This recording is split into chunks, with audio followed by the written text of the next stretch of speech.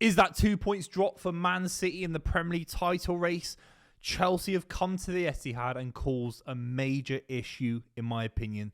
They've shown that City can be a little bit frail defensively, a little bit frail in controlling games at big moments. If it wasn't for a Rodri strike right at the end of the game, and Pochettino, I think, making some big tactical blunders in this game, then Chelsea would have deserved a win, let alone deserved a well-fought draw. Let me know what you think in the comments down below. If you're new to the channel, make sure you subscribe. Would really appreciate that. Let's just start off with, the first half. Chelsea could have scored a hat-trick. Nicholas Jackson could have scored a hat-trick. Sterling could have had a couple in the first half. Chelsea were able to expose the flanks for Man City so easily. I don't quite understand why there was so much space in behind Jeremy Doku. That ball gets played around him a little bit, and the ball around Nathan Ake as well. That would be a little bit of an issue for me. I think there's been times at the start of this season where Man City can get got at. Obviously, we didn't beat Chelsea. It was a high-scoring game at Stamford Bridge. Similar to Spurs, similar to Liverpool, similar to Arsenal where we lost that game. This performance looked like Man City of the last 6 months, as opposed to the side that I've seen since the Club World Cup, which put a massive winning streak together. I think it was 10 games in all competitions, maybe 11, of just winning constantly, winning ruthlessly. And Chelsea didn't really care. Chelsea were brave, in my opinion, in the first half. Chelsea were aggressive in the tackle. Caicedo, I think it was his best performance in a Chelsea shirt, in my opinion, from what I've seen. Enzo was fantastic as well. Conor Gallagher was man of the match. If I had to put anyone down there, except for Sterling for his goal, maybe, Conor Gallagher was man of the match, and he was fantastic against Crystal Palace as well. So Man City, let's just talk about Man City first in terms of the title race. Man City certainly didn't get to grips with the game. I think Rodri was uncharacteristically so quiet on the ball. Obviously, we'll talk about the goal in a minute. De Bruyne was rushing things, in my opinion. I still don't think Haaland is fully fit. I think Alvarez and Haaland didn't work today. I think when you got two strikers and some of them are coming deep and there's this kind of lack of flow, this lack of speed between the two of them, midfielders like Caicedo and Enzo, who I think are limited technically, but they're good physical units and they get around the pitch, they're going to gobble that up because they aren't creative, ingenious players like maybe Bernardo Silva would be. Alvarez is playing in a central attacking position where I think he shouldn't be. I think he should be the main man, and if it's not him, it's Haaland. I think I want one striker playing in these kind of games against. I know Chelsea are, their bottom half before the game started, but against big boy opposition with a lot of money spent, I don't think Alvarez and Haaland works. That's just my opinion, and we've been fantastic without Erling Haaland. Let's not get it twisted. So City had a lot of uncharacteristically poor performances today, and that would be concerning in the Premier League title race. If you're a Liverpool Arsenal fan, let me know what you think if you've been watching this far. Let's just talk about some positive observations from both sides today. Chelsea, let's talk about the goal. The ball around the corner, I think it was Gusto that plays it around to Raheem Sterling, tucks it in on his right foot, or Cole Palmer, I can't remember, but tucks it onto his right foot. It's a beautiful finish. I think he scored in all the games he's played against City now this season. So it's showing the quality that Raheem Sterling has. He's putting himself in the shot window to play for England, no question about it. He took the goal well. He was very, very dangerous all game. He really, really was. I think Sterling took that goal very, very, very well. Now, second half, Chelsea have got a range of options because they're 1-0 up. City haven't had a sniff. I'm trying to look at the benches now of what could have happened for Chelsea to change the game. They made one key substitution in the second half, and that was to bring on Chalobah for Cole Palmer. And you look at it and you think, maybe Cole Palmer's got a niggle, fair enough. Maybe he's fatigued. He's played a lot of football in the last few weeks, no question. And Cuckoo's, I think, already come on at that point. So you've got Mudryk, you've got Madueke. Of two players, and I guess no one else you can really bring on. Mudryk and Madueke didn't play in this game. Mudryk and Madueke play on the wings. The wings is where Chelsea were all 1-0 up. Really passive, really passive management from Pochettino. The opportunity there, it might not be for Nicholas Jackson, who I think is a really limited finisher. The opportunity for Chelsea at the Etihad might not have been to control the game with 80% possession.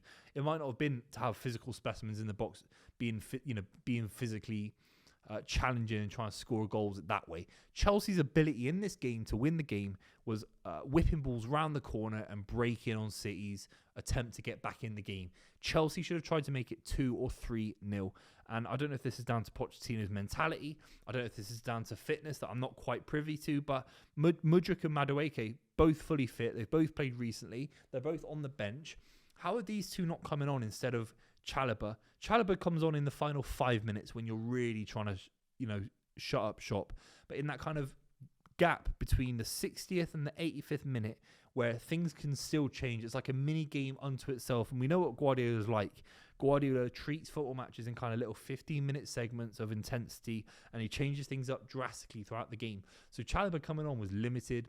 It was a little bit almost self-deprecating on some level. There was no belief.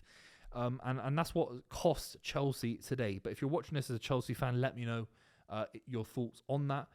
In terms of the title race, this is a perilous position. Really, it is. City are in a 3-horse race, which means there's more opportunity for other clubs to come in there and break the City dominance in the league this season. Arsenal and Liverpool are both free scoring. Arsenal and Liverpool have both won. Arsenal and Liverpool have both not lost to City this season. Obviously, Liverpool drew, but Liverpool is certainly capable of beating City at Anfield. So we're in a Premier League title race where City should be winning this game against a side that have been really poor this season, against a side that, against Crystal Palace, were shocking. I know they got the win, but they were shocking in the first half, and that's just down to how bad Palace were. So there's so many factors where City have just rocked up to this game and not been focused enough, in my opinion, not applied enough technical brilliance in midfield to control the game. I know it's very, very harsh. It's very, very harsh, but these are the standards that we're talking about, because I think we could be equally harsh if Jurgen Klopp had lost to Brentford, if Arteta had lost to Burnley. And is there much disparity between Brentford and Chelsea in terms of league position in the last couple of years? No. So at home, with the home record, obviously you got the Champions League, obviously City are fighting on multiple fronts, but with everyone coming back to full fitness, basically, De Bruyne's back, Erling Haaland's back. These are 2 points drops in the Premier League title race. They are. Erling Haaland today missed so many chances in the second half. The ball that comes around the corner and he kind of heads it from about 7 yards out and it goes miles over. It's a bad miss. I don't think he's moving with the same agility. I don't think he's moving with the same freedom. And that leads me to believe that I don't think he's fully fit. And I think they're rushing him back a little bit, which doesn't make sense to me, because I think Julian Alvarez has been absolutely exceptional in recent weeks. Absolutely exceptional. He snatched at a chance in the first half as well, which was uncharacteristic of him. So it's not a bad situation. It's a point gained. Let's talk about the Rodri goal. How many times have we seen Rodri step up into big moments, scoring? It was deflected, but it was going on target. So it was definitely his goal, in my opinion. It was beautiful. He drove Chelsea back. He didn't have anything to worry about because of those substitutions, because Madueke wasn't behind him, because Mudryk wasn't behind him, running into the space that Rodri and all these players, Nathan Ake, was leaving to try and press Chelsea back into their own box. Then he scores a beautiful goal. Rodri does not get the credit he deserves. He's a generational player. He's a 1 in a 10-year kind of midfielder. And getting these kind of goals now, he's now getting into the category of the Lampards and the Gerrards in terms of big goals from England, from players playing in the Premier League. So Rodri, huge moment. If we lose the game, it really is a massive, massive kicker. But drawing the game has kept City mathematically in the title race. But they are 2 points dropped. You've got to be beating these lot. They're rubbish. But then they show in random games where they have a lot of quality. They really, really do. So fair play to Chelsea. I think arguably they deserve to win the game. And Man City have got a little bit of work to do in terms of maybe focus, in terms of that midfield composition. De Bruyne tried too many things today, in my opinion. Kyle Walker a couple of times got exposed. Nathan Ake a little bit got exposed as well. Jeremy Doku didn't quite work for me. I think we're missing a little bit of the Jack Grealish temperament on the left wing as well.